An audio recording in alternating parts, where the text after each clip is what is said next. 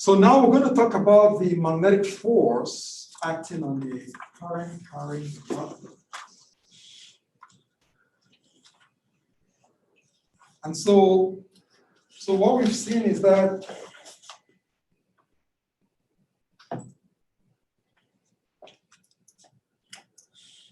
when you have a single charge, so a single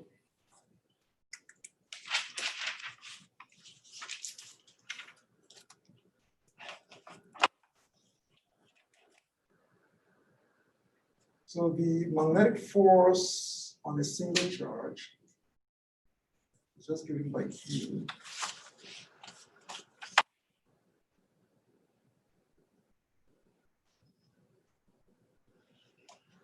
Now,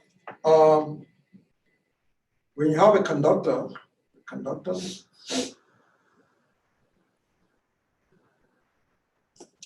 so this conductor has very large number of electrons.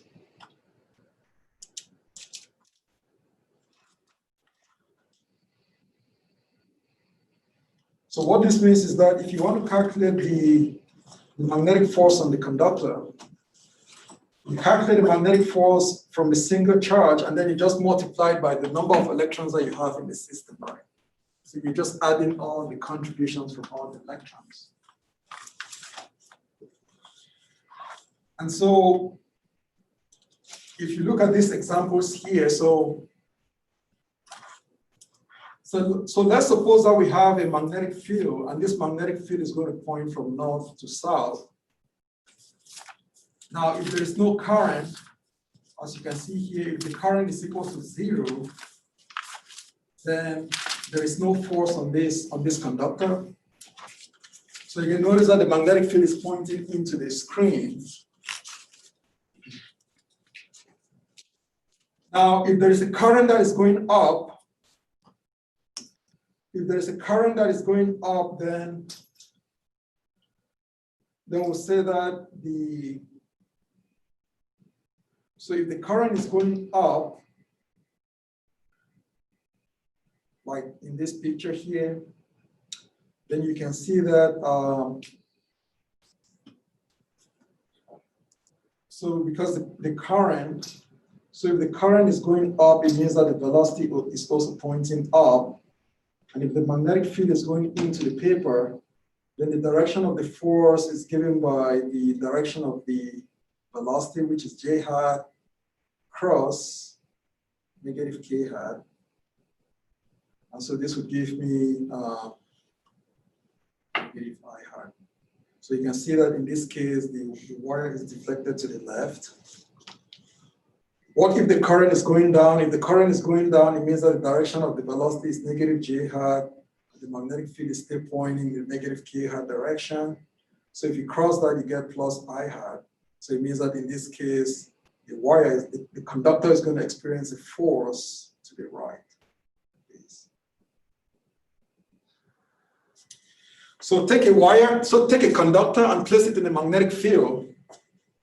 Depending on the direction of the current, the force is either going to be to the left or to the right. Okay. Now let me share my other screen here. So I want to explain this just a little bit more.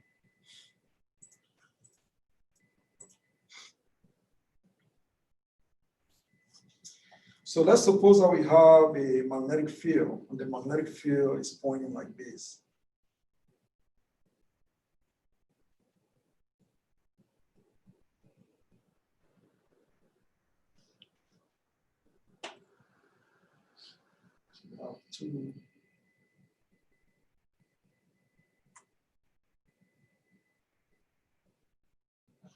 Now let's place, so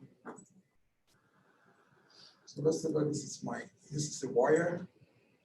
Now let me use a different color here. So let's place a conductor right here. So that's a conductor that carries some current.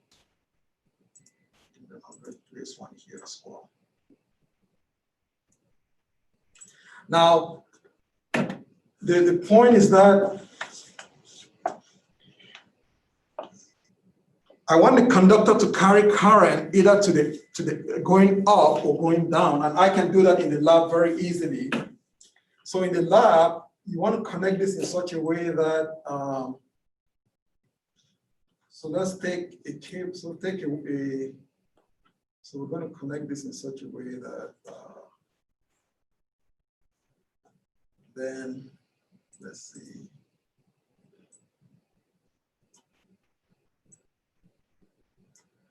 Something like this, and then make this.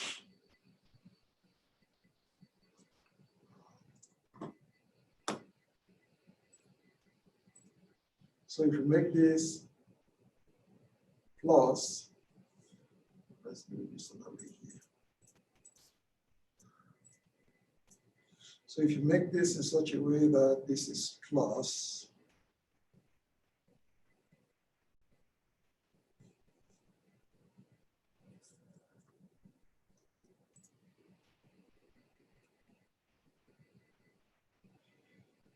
plus and minus, down a little bit here.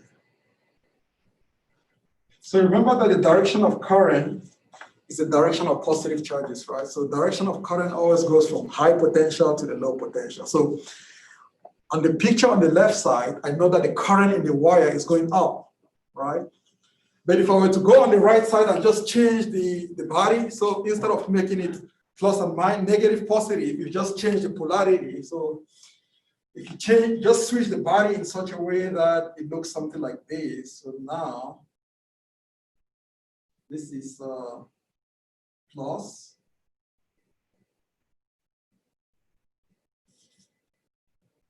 So make this plus and make this minus. You see that now the current is going down in the wire? But the magnetic field is not changing, so the magnetic field is still going into the paper. So the way we're going to think about this, again, let's just focus on one positive charge. Let's suppose that there is one positive charge, Q, that is going to move through this cable. So it's moving in a loop. So you have a positive charge that is going in the wire. Then in this case, this positive charge is going like that. So that's a current. So there's a current here, I, and there's a current here, I. Now here, the current is flowing in the counterclockwise direction, so counterclockwise.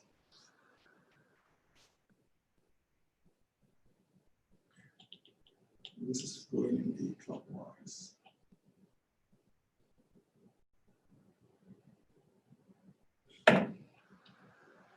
Now, when I calculate the total force on this conductor, let's just say that this is a wire. Now, I should calculate it by multiplying. So I need to calculate the contribution that comes from all the charges that are in the wire. But for now, let's just take Q and make, so let's just suppose that N is equals to 1. So we only have one charge. The question is that how is so in what direction is the conductor?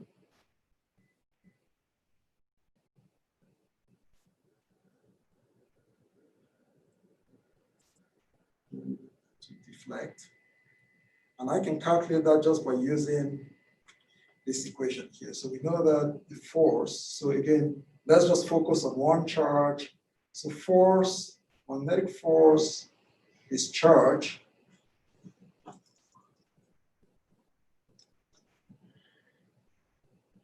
Now you want to remember that the velocity here is in the same direction as the current. So it means that the charged particle here is moving in the J direction. So if you take your J hat and you cross it with the magnetic field that is in the negative K hat direction, you get negative I hat. So in this case here, this conductor is going to be pushed to the left. And if you do the same here, this conductor experiences the force in that direction.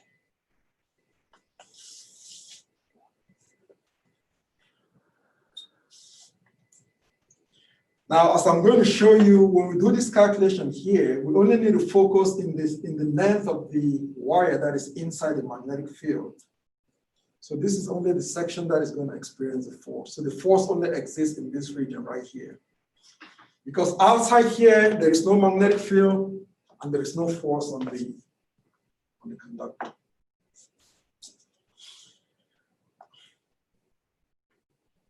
Okay. So one thing that you want to remember here is that the current, so current direction is the same as velocity direction.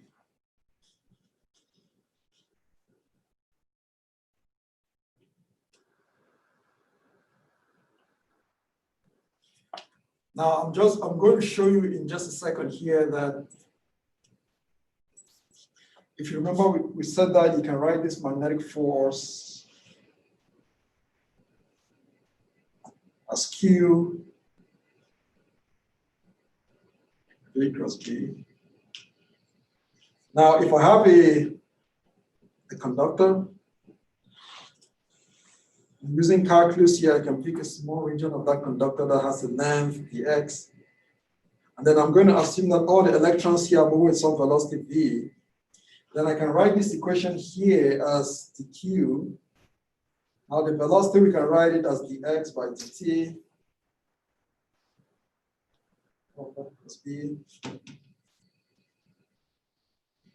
Now with a little bit of manipulation here, I can also write this as the q by dt. Now this is the x as a vector because velocity is a vector.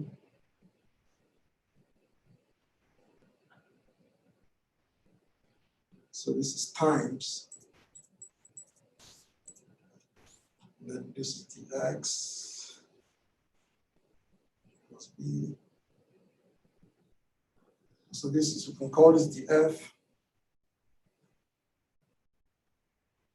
So what amount of force is experienced by this small region here is given by this equation. Now, because dq by dt is the current, we can write this as I dx plus b. And if I calculate the total force by doing this integral, so you want to integrate over the length of this wire, you can write this equation as I L cross B, where L is the length, it's called the length vector. So this is going to become our new equation that we're going to use to calculate the force on the conductor, right?